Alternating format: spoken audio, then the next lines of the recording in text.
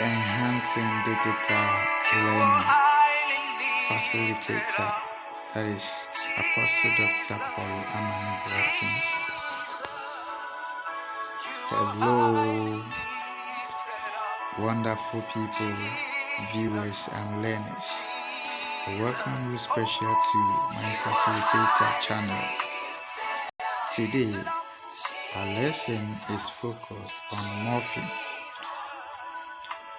By the end of this lesson, each one of us should be able to explain the meaning of morpheme, to identify the types of morpheme, to differentiate between the types and the classifications of morphemes, and to identify the number of morphemes in a given word.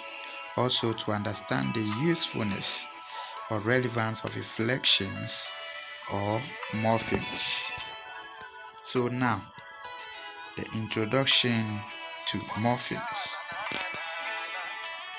According to the constituent relationship of rank scale, morpheme is the first in order, and it is the last in the perspective of the consist of relationship.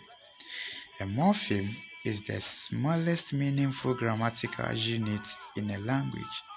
It consists of linguistic elements that cannot be broken down into further units. Examples: in English, the word table cannot be broken down into further units, so it is a morpheme. In the same way, the following can be considered as morphemes: cat, cat, it, if, work, and, to, stop, etc.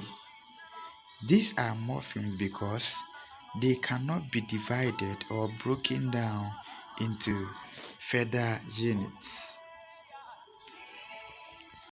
Types of morphemes. Basically, there are two types of morphemes. These are free morphemes and bound morphemes. Let's take them one after the other and explain them into details. Now, free morphemes. A free morpheme is a kind of morpheme which can stand on its own. This means that free morpheme makes sense on its own. For example, the word teacher has two morphemes: teach, which is the free morpheme, and the ER. Classifications of free morphemes.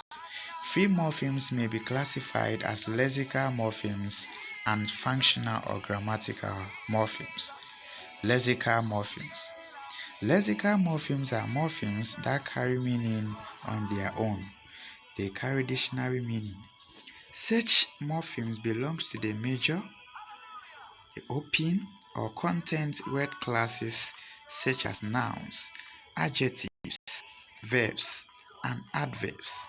Examples are sit, go, man, come, happy, teach, dog, farm, etc. Functional or grammatical morphemes. Functional morphemes only play grammatical functions. Such morphemes belong to the minor or the closed or function word classes such as prepositions, conjunctions, articles, pronouns, and so on. Examples of such words are the, an, and, or, me, while, because, in, etc. Now let's look at the differences between lexical and grammatical morphemes. In lexical morphemes, they make meaning even when they are not used in context, but in grammatical morphemes, they get their full meaning only in context. Lexical morphemes include table, car, dance, come, etc. But grammatical morphemes include in, at, because, behind, she, since. Third point, in lexical morphemes, they belong to the word class, the major word classes, such as nouns, adjectives, verbs, etc. But grammatical morphemes belong to the minor word classes, such as pronouns, prepositions, etc. Now, let's look at the other types of morpheme, which is the bound morphemes. A bound morpheme is the kind of morpheme which cannot stand on its own. That is, a bound morpheme gets its meaning when it is attached to the free morpheme. For example, teacher has two morphemes. Teach, which is the free morpheme, and the ER, which is the bound morpheme. The ER gets its meaning when it is attached to the teach, which is the free morpheme. Now, the classification of bound morphemes. Bound morphemes, like free morphemes, are also classified into two, namely inflectional morphemes and derivational morphemes. Inflectional morphemes. An inflectional morpheme is a morpheme that is added to the stem but does not change the part of speech, which is the word class of the given word. Examples: 1. Boy is a noun. When s is added to it to become boys, which remains a noun. In the same way, we have eat, which is a verb. When ing is added to it, you have eaten, which is also a verb. And the other example. So from the above examples, we realize that the addition of the morphemes do not change the word class of the given words, even though their forms have changed.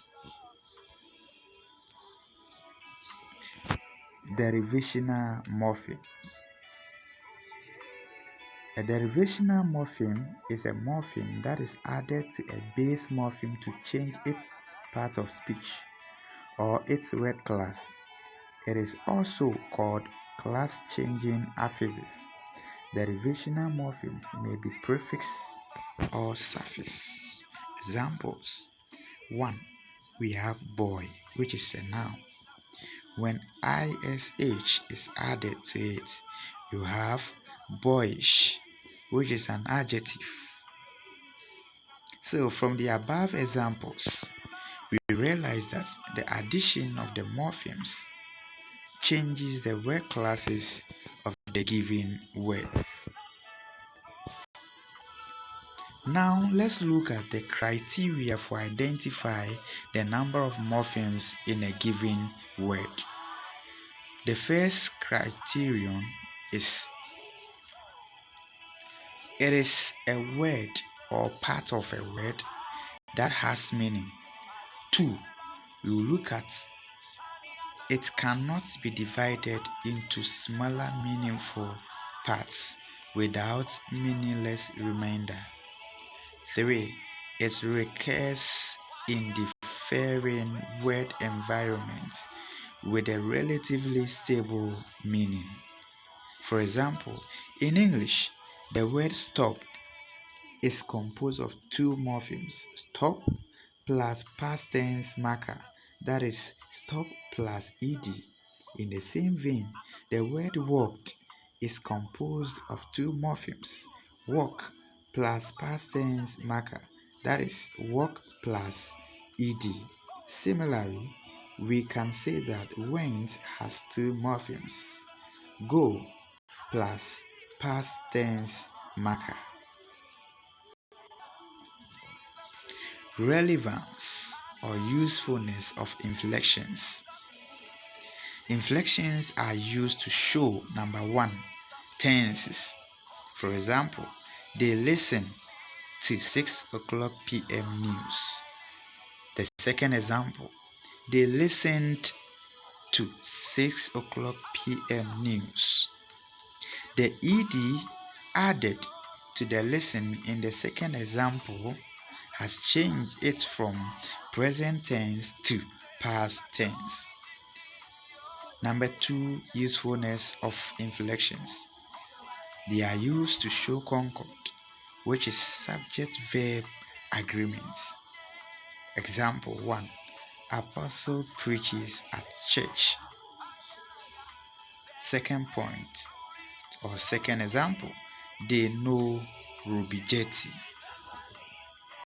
The third, usefulness of inflections. They are used to show possession.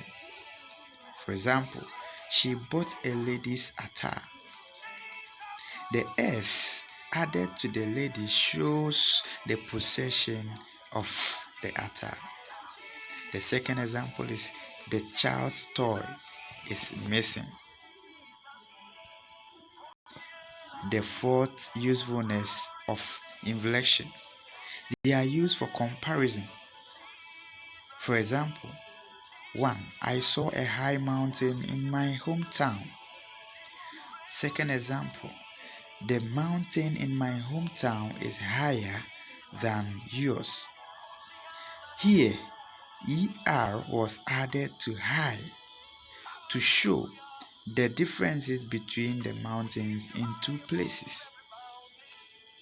The third point, the highest mountain in Ghana is Mount Afadjato. EST was added to high to show the superlative comparison of mountains in Ghana. So now, this will be the end of our discussion for today. This is your facilitator, Apostle Dr. Paulana Nebuati, a teacher trainee of Fosu College of Education, affectionately called FOSCO. Now let's look at self-assessment. In your own words, explain morpheme. That is number 1. Number 2, with the aid of a diagram and examples, discuss the types of morphemes. Number 3, state the number of morphemes in the following words. 1. Wonder. 2. Went. 3. Uncircumcised.